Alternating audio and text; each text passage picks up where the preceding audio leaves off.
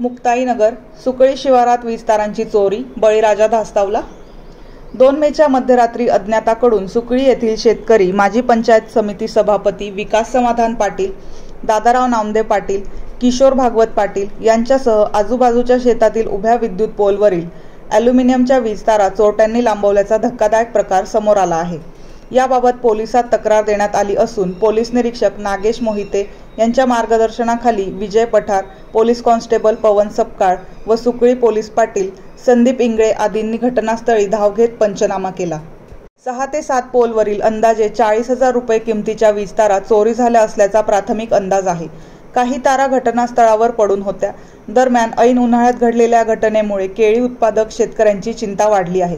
केळी पिकाला दररोज नियमितपणे पाणी द्यावं लागत असल्याने नवीन तारा जोडणी होईपर्यंत पाणी देण्याची पंचायत होणार आहे। याशिवाय पिकांना फटका बसेल।